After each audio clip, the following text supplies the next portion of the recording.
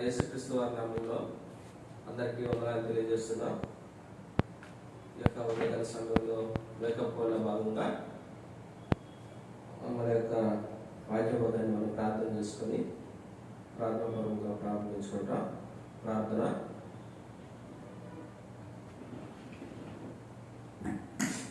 ప్రేమను కలిగి మా ప్రియ పనులకు తండ్రి, కృపాకరితంగా దేవ, మహాగణ మహోన్నతుడ, నిత్యవాసుల తండ్రి, అద్భుతంగా ఆశ్చర్యకార్యం జరిగించే దేవ, మారని మార్చమని దేవ, మీకు స్తోత్రాలు. నిన్న నిరంతరం ఒకటే రీతిగా ఉన్న దేవ, మారని మార్చమని దేవ, యువకు సజీవుడుగా ఉన్న దేవ, మీకు స్తోత్రాలు. అప్పుడు తండ్రి మరి యొక్క దినాన్ని మీ సన్నిధిలో చేరి మిమ్మల్ని స్తుతించి కనపరిచే భావించినందుకు మీ స్తోత్రాలు. అనేక మంది దినాన్ని చూడాలని ఆశించినప్పుడు ప్రవణ తండ్రి వారు బంధించబడి ఉన్నారు. మీరైతే ప్రవణాలను సజీవులుగా ఉంచి మీ సన్నిధిలో చేరి సృష్టికర్తైన మిమ్మల్ని స్మరించే భావించినందుకు మీ స్తోత్రాలు. భూమి, ఆకాశం, సముద్రం సంస్థాన్ని మీరు కనుగేస్తూ వచ్చారు. అత్యున్నతమైన సింహాసనంలో దాసుడువై నిత్యము కొనియాడబడుతున్నటువంటి, కీర్తింపబడుతున్నటువంటి గొప్ప దేవ, మీకు స్తోత్రాలు. అన్ని నామముల కంటే పైనామం కలిగిన దేవుడు నా ప్రవణ తండ్రి, మీరు తప్ప వేరొక దేవుడే లేడు ప్రభావ. మీరు ముందుగా మీ తర్వాత కనుక బట్టి వరకు కూడా లేడు. స్థుతి కీర్తన బట్టి పూజలు, పరిశుద్ధులను బట్టి మహానీయం, అద్భుతం చేసేవాడు ప్రభావం. ప్రవణ తండ్రి, పాపని నిష్పడుతున్నందుకు పరికరాలను మీరు ప్రేమించి రక్షించి సృష్టికర్త మిమ్మల్ని పెరిగి మిమ్మల్ని ఆరాధించక ఉపాయించినందుకు ప్రభావ. నా తండ్రిలో ఉన్నది నా పోది మమ్మల్ని పుణ్యతనం కలిగించేగా చివరి నుంచి అంధకార సమూహమైనటువంటి ఆ యొక్క చివరి నుంచి మీరు తప్పించి విమోచించి విడుదల కలిగజేస్తూ వచ్చారు. నా తండ్రి కొరకై మీ లోకానికి దిగి వచ్చి కలవసరంలో మీరు బలిదార్పించబడుతూ వచ్చారు. మీరు సిందించినటువంటి అమ్మిలమైన రక్తంలో నా పాపాలన్నింటినీ కూడా కడిగిపోతే పరిశుద్ధి చేస్తూ వచ్చారు. కుమారుడు స్వాచ్ఛంగా చేసుకున్నందుకే మీ స్తోత్రాలు. ఈ యొక్క పూర్ణ భాగంగా మేము ధ్యానించుకోబోతున్నటువంటి వచనం ద్వితీయోపదేశకాండం 2వ అధ్యాయం 7వ వచనం ద్వారా మీరే మాతో మాట్లాడండి ప్రభు. మీ నోటి బోరుగా వాడుకోనండి.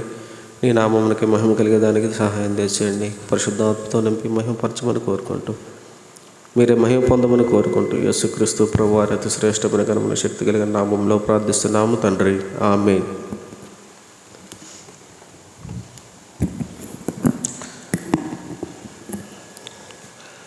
వేకపు వల్ల భాగంగా ఈ యొక్క ఉదయకాల సమయంలో మనం ధ్యానించుకుంటున్నటువంటి వచనం ద్వితీయోపదేశకాండం 2వ అధ్యాయం 7వ వచనాన్ని మనం చదువుకుంటాం. నీ చేతుల పనులన్నిటిలోనూ నీ దేవుడైన యెహోవా నిన్ను ఆశీర్వదించెను. ఈ గొప్ప అరణ్యములో నీవు ఈ 40 సంవత్సరములు సంచరించిన సంగతి ఆయన ఎరుగును. నీ దేవుడైన యెహోవా నీకు తోడై ఉన్నాడు, నీకేమీ తక్కువ కాదు. మనం చూసినట్లయితే ఈ యొక్క అధ్యాయంలో యెహోవా దేవుడు మోషేతో మాట్లాడుతూ ఈ యొక్క ఇశ్రాయేలు ప్రజలకి దేవుడు ఇస్తున్నటువంటి వాగ్దానం, మీ దేవుడైన యెహోవా నీకు తోడై ఉన్నాడు, నీకేమీ కూడా తక్కువ కాదు అని ఇక్కడ యెహోవా ఇశ్రాయేలు గురించి, మోషేను గురించి ఇక్కడ చెప్తూ ఉన్నాడు. మనం చూసినట్లయితే ఇక్కడ ఈ గొప్ప అరణ్యంలో నీవు ఈ 40 సంవత్సరములు సంచరించిన సంగతి ఆయన ఎరుగును. ఈ యొక్క ఇశ్రాయేలు ప్రజల్ని దేవుడు అరణ్య మార్గం గుండా 40 సంవత్సరాలు వారిని అరణ్యంలో దేవుడు నడిపిస్తూ వచ్చాడు. ఇశ్రాయేలు ప్రజల్ని ఐగుప్తు యొక్క బానిసత్వం నుంచి విడుదల కలగజేసినప్పుడు విమోచన వారికి కలగజేసి యొక్క ఎర్ర సముద్రమును దాటిన తర్వాత దాటించి ఈ యొక్క 40 సంవత్సరాలు అరణ్య మార్గంలో ఇశ్రాయేలు సంచరిస్తూ వచ్చారు. అయితే ఈ 40 సంవత్సరాల్లో ఇశ్రాయేలీల పట్ల దేవుడు ఎంతో కృప చూపుతూ వచ్చారు. ఏదైతే ఇశ్రాయేలీలు దేవునికి ఏదైతే వారు కావాలని కోరుకున్నారో ఆ కోరుకున్న ప్రతిదీ కూడా దేవుడు వారికి దయచేస్తూ వచ్చాడు. ఈ 40 సంవత్సరాల కాలంలో వారు వేసుకున్న చెప్పులు వాళ్ళకి పాతగిలిపోలేదు, వారి యొక్క బట్టలు సినిగిపోలేదు, మాసిపోలేదు.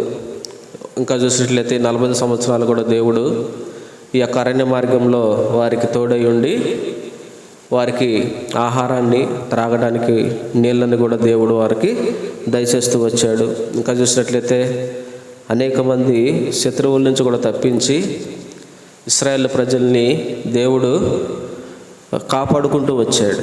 తాను ఏదైతే ఇశ్రాయేలుకి తన పితరులైనటువంటి అబ్రహాం, ఇస్సాకు, యాకోబులకు దేవుడు ఏదైతే వాగ్దానం చేస్తూ వచ్చాడో ఆ యొక్క వాగ్దత్త దేశంలోనికి తన ప్రజల్ని తీసుకువెళ్ళటానికి దేవుడు వారికి ఆ యొక్క ఐగుప్తు బానిసత్వం నుంచి తప్పించి ఆ పాలు తేనెలు ప్రవహించే దేశంలోనికి వాళ్ళని ప్రవేశపెట్టడానికి దేవుడు ఇష్టపడుతూ వచ్చాడు.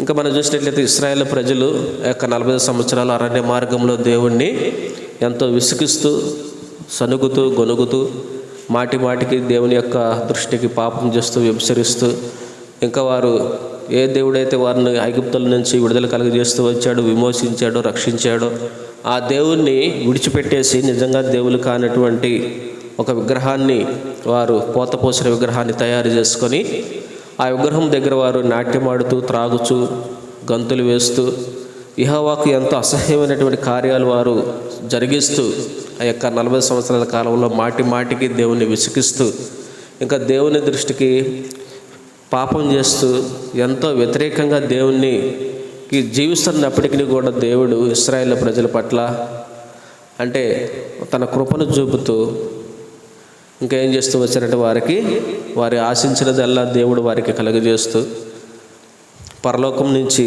ఆకాశం నుంచి వాళ్ళకి మన్నాన్ని కురిపిస్తూ, దేవదూతలు బుద్ధించేసిన ఆహారాన్ని భుజింపజేస్తూ వారిని ఎంతో కంటికి రెప్పలా చూసుకుంటూ దేవుడు వారిని కాపాడుతూ వచ్చాడు. అయితే మనం చూసినట్లయితే ఏదైతే దేవుడు వారికి తీసుకువెళ్తానని ప్రమాణం చేశాడో ఆ దేశంలోనికి 2 మాత్రమే ప్రవేశించగలిగారు. అంటే ఇక్కడ చూసినట్లయితే సుమారుగా 6 లక్షల మంది బయలుదేరారు. 6 లక్షల మంది అంటే సుమారుగా మగవాళ్ళ సంఖ్య. అది ఆడవాళ్ళు కానీ పిల్లలు కానీ చూసినట్లయితే దగ్గర 24 లక్షల మంది వరకు ఆ యొక్క ఐగుప్తు నుంచి ఎర్ర సముద్రం దాటి ఆ యొక్క అరణ్య మార్గంలోకి ప్రవేశించిన వారు 24 లక్షల మంది వరకు ఉండవచ్చని అంచనా. మనం చూసినట్లయితే 24 లక్షల మందిలో సరే 6 లక్షల మందిలో మనం చూసినట్లయితే ఆ యొక్క కనాను దేశంలోనికి ప్రవేశించిన వారు 2 మాత్రమే ఉన్నారు, కాలేబు, యెహోషువ. మిగతా వాళ్ళంతా కూడా ఏమైపోయారు?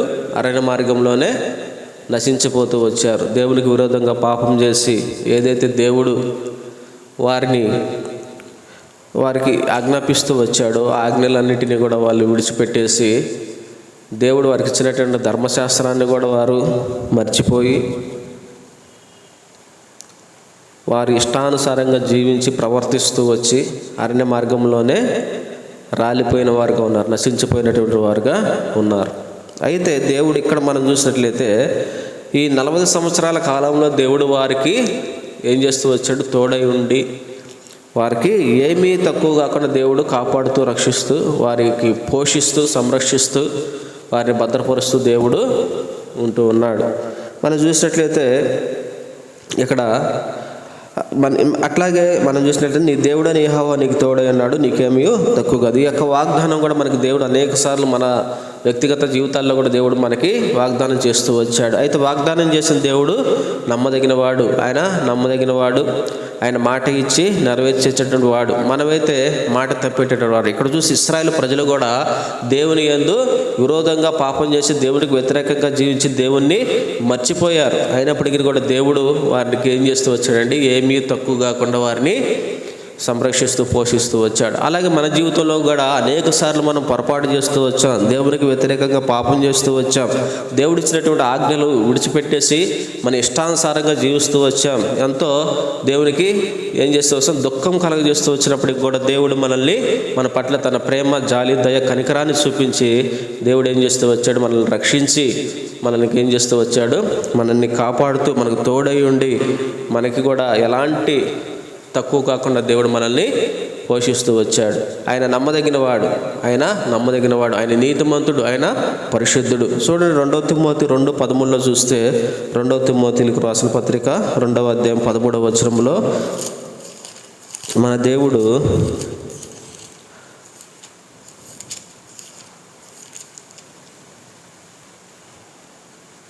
మన దేవుడు ఎలాంటి వాడంట? 2 తిమోతి 2:13 మనము నమ్మదగిన వారమైనను ఆయన నమ్మదగిన వాడిగా ఉండును, ఆయన తన స్వభావమునకు విరోధముగా ఏదియూ చేయలేడు. చూసినట్లయితే మనం ఎలాంటి వారం అంటే నమ్మదగిన వారం, కానీ దేవుడైతే నమ్మదగిన వాడుగా ఉన్నాడు. నమ్మదగిన వాడుగా ఉండి మన పట్ల ఏం చేస్తూ వచ్చాడండి? తన ప్రేమను వెల్లడిపరుస్తూ వచ్చాడు. మన కొరకే దేవుడు ఏం చేస్తూ వచ్చాడంట? తన ప్రేమను వెల్లడిపరుస్తూ వచ్చాడు. ఇంకా మనకి ఏది తక్కువ కాకుండా మనకు అనేక సమయాల్లో కూడా దేవుడు తోడై ఉండి మన ప్రయాణాల్లో ఇంకా చూసినట్లయితే అనేక పరిస్థితులు కూడా మనం వెళ్తున్నప్పుడు, శ్రమల గుండా వెళ్తున్నప్పుడు, ఇంకా మనం అనేకమైన పరిస్థితులు కూడా వెళ్తున్నప్పుడు దేవుడు ఏం చేస్తూ వచ్చాడంటే మనల్ని కాపాడుతూ తోడై ఉండి నడిపిస్తూ మనల్ని సంరక్షిస్తూ వచ్చాడు. మనం చూసినట్లయితే 1 కొరింథీ 1:9 కూడా 1 కొరింథీయులకు రాసిన 1వ అధ్యాయం 9వ వచనంలో కూడా దేవుడు ఏమంటున్నాడంటే, మన ప్రభువైన యేసుక్రీస్తు అని తన కుమారుని సహవాసమునకు మిమ్మల్ని పిలిచిన దేవుడు నమ్మదగిన వాడు.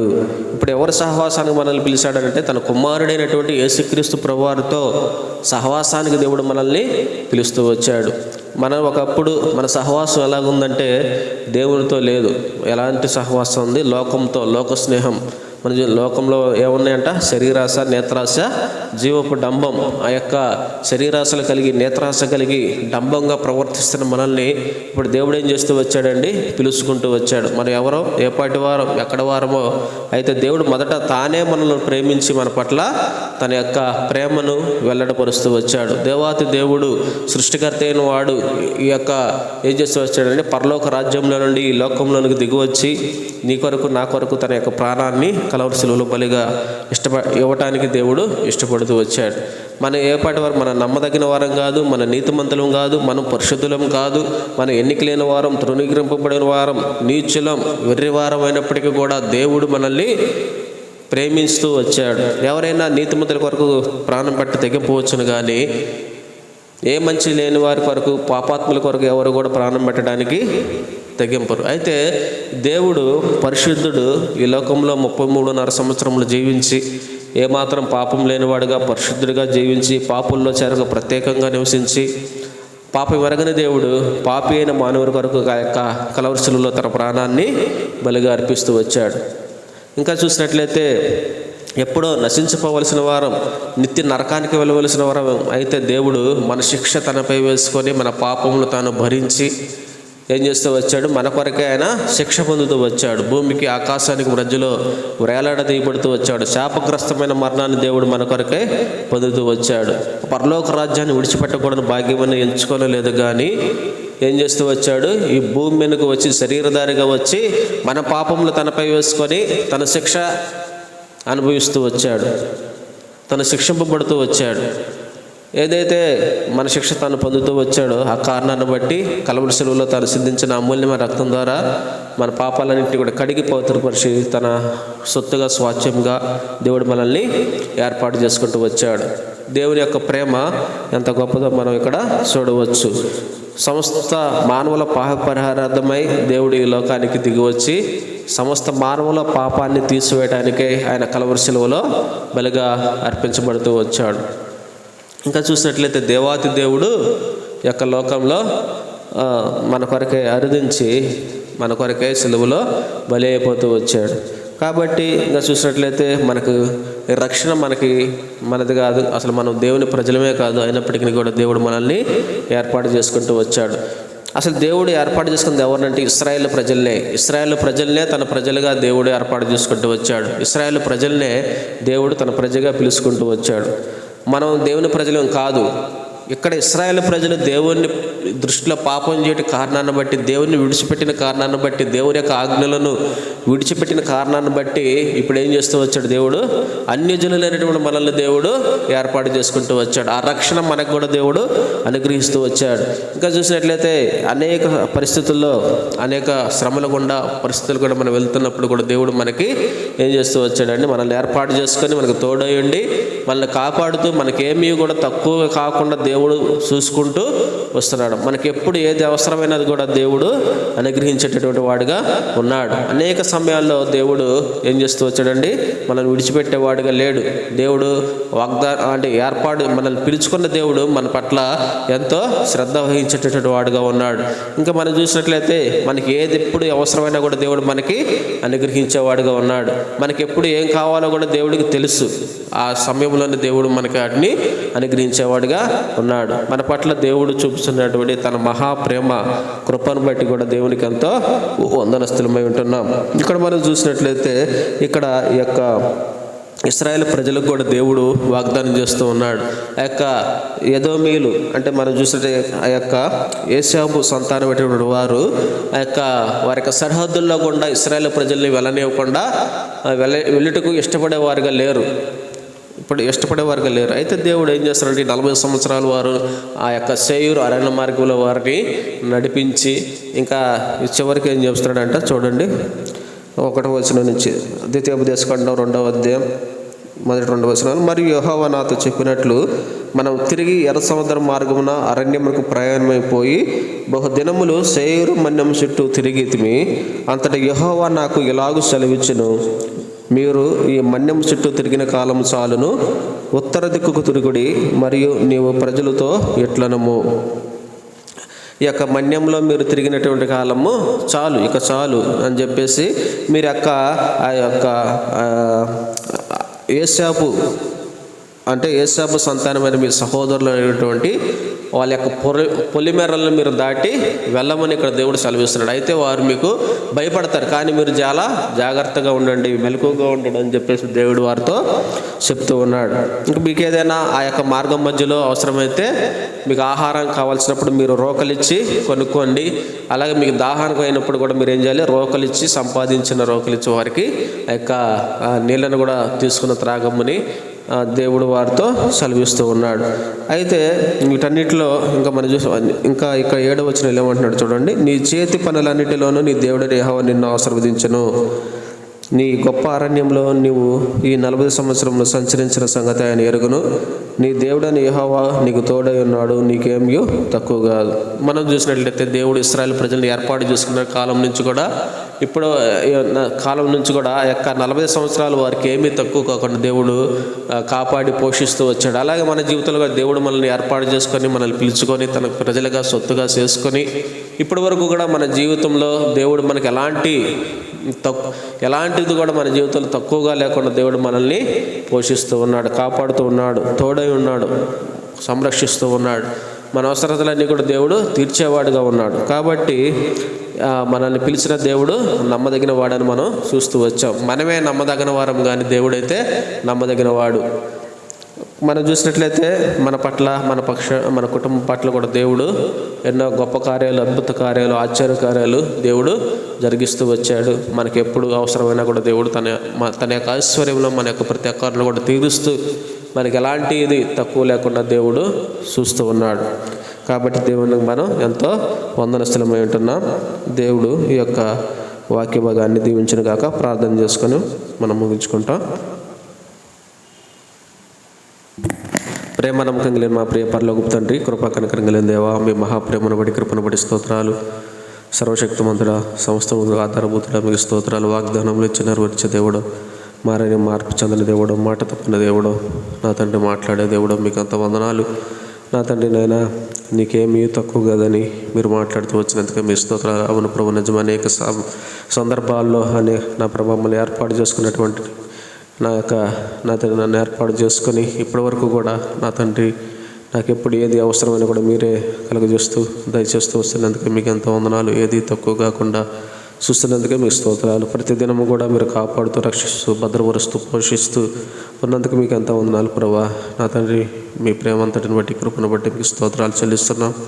నా తండ్రి నాయన ఈ యొక్క ఉదయకాల సమయంలో మీ సన్నిధిలో చేరి నా ప్రభా, నా తండ్రి మేకపోళ్ళలో బాగా మేము ధ్యానించుకున్న వచనంలో ఎంతగానో సహాయపడుతూ వచ్చారు నా తండ్రి నాయన. అలాగే ఈరోజు ఈవినింగ్ జరుగుతున్నటువంటి బైబిల్ స్టడీలో కూడా మీరు మహింపండి, నిలబడే మీ దాసుని కూడా మీ ఆత్మతో నింపి బలపరుస్తున్నామని కోరుకుంటున్నాం. శనివారం ఉపవాస ప్రార్థన, అలాగే నా తండ్రి నాయన మరి ఆదివారం నా తండ్రి నాయన పరిచయ నిమిత్తమై కూడా మీరే కృప చూపుతారమ్మని కోరుకుంటున్నాం. మీ నామంకి మహిమ కలిగే దానికి సహాయం తెచ్చమని కోరుకుంటూ వచ్చే ప్రభుత్వం ఒకరికి సిద్ధపరచమని కోరుకుంటూ యేసుక్రీస్తు ప్రభు వారి అతి శ్రేష్టమైన నామంలో ప్రార్థిస్తున్నాము తండ్రి. ఆమేన్.